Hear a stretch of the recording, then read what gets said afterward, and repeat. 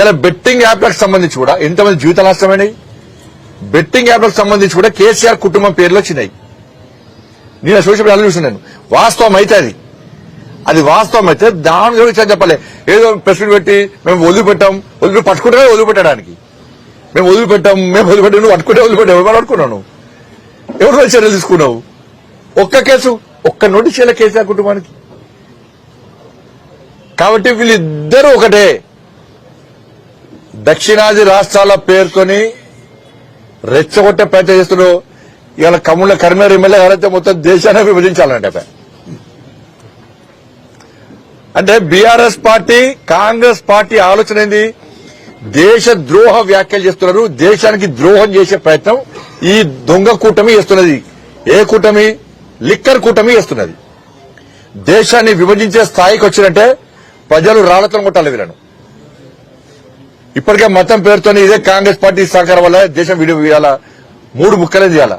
ఈ దేశ పరిస్థితి వల్ల ఈ దేశంలో అరాచకాలు చేసేది ఎవరు? భాషా పేరుతోని, ప్రాంతం పేరుతోని ఇవాళ మన దేశాన్ని విభజించే ప్రయత్నం ఇలా ఈ కూటమి చేస్తున్నది. వాళ్ళ దేశాన్ని విభజిస్తారా? ఇంత ఘోరమా? ఇంత ఘోరమైన వ్యాఖ్యలా? కాబట్టి చెన్నై వేరు, ఎవరు వేరు? బీఆర్ఎస్ కాంగ్రెస్ కలిపే వేరు.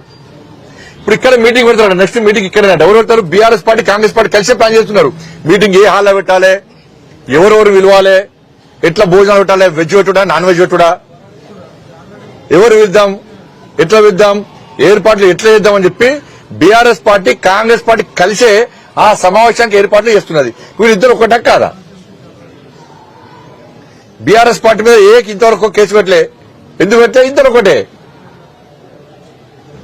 మొన్న ఇక్కడ జరిగిన ఎమ్మెల్సీ ఎన్నికల్లో ఇద్దరు కలిసి పనిచేసినారు. వీళ్ళ పోటీ వాళ్ళు పెట్టలే, వాళ్ళ పోటీ వీళ్ళు పెట్టలే, కలిసి పనిచేశారు. ప్రజలు గుర్తించి వాటే మీరు ఇద్దరు కూడా గుర్తించి వాటే మీరు గుణపాఠం చెప్పారు. ఇప్పుడు మాకు అంతెందుకన్నా మళ్ళీ ఇప్పుడు Hyderabad local body MLC election ఉన్నది.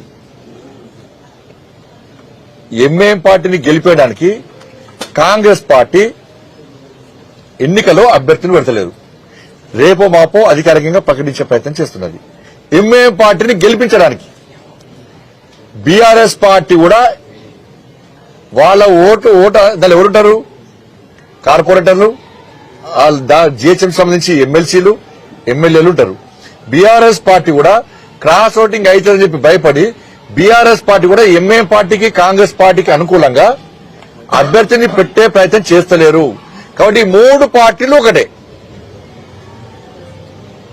కాంగ్రెస్, బీఆర్ఎస్, ఎంఐఎం 3 కలిసి హైదరాబాద్ లోకల్ బాడీ ఎమ్మెల్సీ ఎన్నికలో పనిచేస్తున్నాయి. ఎంఐఎం పార్టీని గెలిపించడానికి 3 పార్టీలు ఒక్కటైనాయి. ఇప్పుడు ముగ్గురు ఒక్కటా కాదా? బీఆర్ఎస్ కాంగ్రెస్ ఒక్కటా కాదా? ఒక్కసారి 3 ఇప్పుడు చెప్తున్నాను. చెన్నైలో సమావేశానికి ఇద్దరు కలిసి వేరు. ఒకటి, బీఆర్ఎస్ పార్టీ మీద కేసులు పెడతలేరు, ఇద్దరు ఒకటైనారు. 2, మొన్న ఎమ్మెల్సీ ఎన్నికల్లో ఇద్దరు కలిసి పనిచేసారు. 3, ఇప్పుడు local body Hyderabad local body MLC ఎన్నికల్లో 3 కలిసి పనిచేస్తున్నారు. మరి వీళ్ళిద్దరు ఒక్కటా కాదా?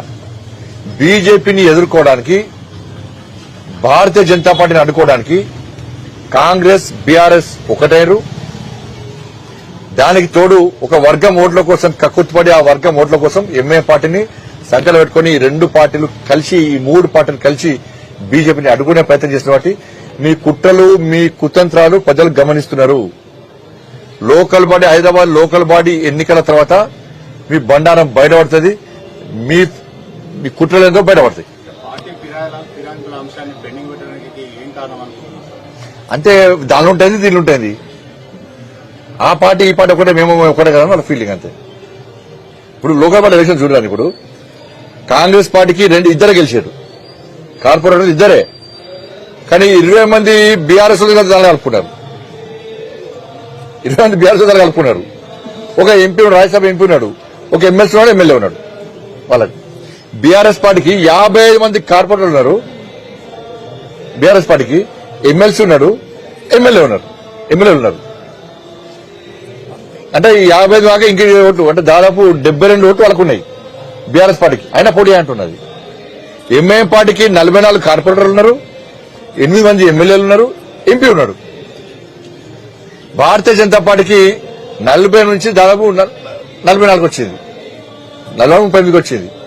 మాకు ఎంపీ ఉన్నారు, ఎమ్మెల్యే ఉన్నాడు, ఎమ్మెల్సీ ఉన్నాడు. మాకు బలం లేకుండా పోటీ చేస్తున్నాం. మేము బలం లేకుండా పోటీ చేస్తున్నాం. వాళ్లకు బలమును కూడా పోటీ చేస్తలేరు. వాళ్ళ పార్టీ నాయకుల మీద, వాళ్ళ పార్టీ కార్యకర్తల మీద వాళ్ళకే విశ్వాసం లేదు. ఏంటంటే ఎంఐఎం పార్టీని గెలిపించాలని చెప్పి 2 పార్టీలు ప్రయత్నిస్తారు. తెలంగాణ సమాజం ఆలోచించాలి.